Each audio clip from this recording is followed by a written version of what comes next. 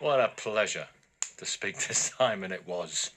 It's 6:54. It is. It always is a pleasure to speak to Simon. It always is, yeah. We're going to be talking about gardening now. Are we going to be talking about gardening on Five Live Breakfast? I think we are, because millennials apparently are taking to it with gusto. A boom in sales at garden centres, warm weather, plus apparently gardening growing in popularity amongst younger people. Lee Connolly is the Skinny Jean gardener, who you may know from Blue Peter and Gardener's World. Morning to you, Lee.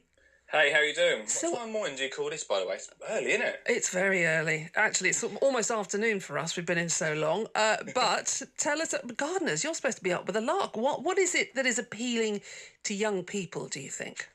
Well, I think it's all about nowadays, especially with the food thing. Everyone wants to know where their food comes from and eating healthy, and it's all about that nowadays. I think gardening and gardening your own garden and growing your own is really important. So that's why it's becoming more to the forefront. Yeah. How did you get into it then?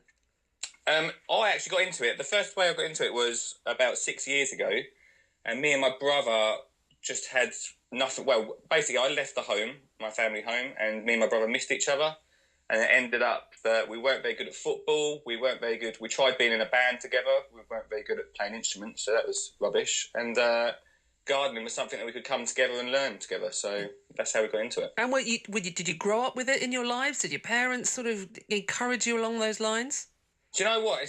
It's weird because yesterday I was at a food festival and I had loads of kids telling me they were gardening and getting involved in it. But when I was younger, it was one of them things where I looked at my parents' garden, looked at my dad's garden, and I was able to look but not touch. So I think it's changing a lot recently where kids can get more involved. But back in my day, yeah, you could look at the garden but not touch it. It was an adult preserve, so they were really into it, but you just weren't invited in. Now, this is happening a lot in schools, isn't it? Do you think that's what's making a difference? We're seeing the kind of first generation come through where it's very much something that even if they don't have it at home, they might get it in the school garden, for example.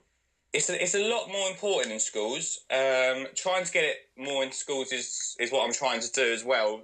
There's always one teacher in the school which is brilliant at gardening, is the one that pushes the school garden along, and as soon as that teacher leaves, the garden sorts to go to ruin. So it needs to be brought more into education. That is a big subject here. Yeah, I mean, and to be fair to Jamie Oliver, he gets a lot of stick, but this is something he's very much pushed for, hasn't it? I know he did a TV programme about provenance of food and educating children. And if you start them young with where does your food come from, and literally how do you grow it, let's grow it in school, that makes a massive difference as people grow up, doesn't it? They want to know about it, and therefore that could lead to a love of gardening, getting an allotment, that kind of thing.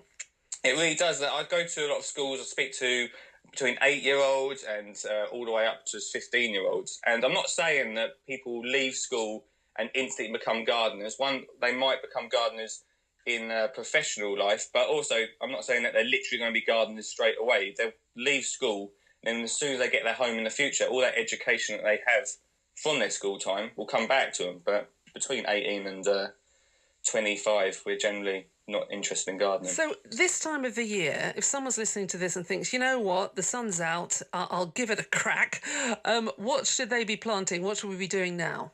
There's so much we can do right now. It's like if you want to grow carrots, salads are really easy. They're so simple, carrots and salads.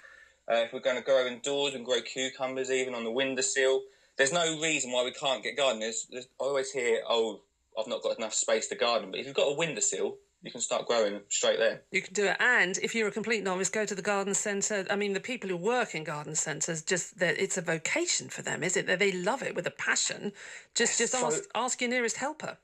Oh, there's so much knowledge, especially at the garden centres. They know exactly. If you tell them what area you've got in your garden, they'll tell you what to grow there. And there's nothing wrong with buying. If you want to grow your own, there's nothing wrong with buying plants. If you want to grow tomatoes, buy tomato plants and then look after them in your own garden. Yeah, and maybe next year graduate to seeding them, because that's a bit of a bigger job, isn't it?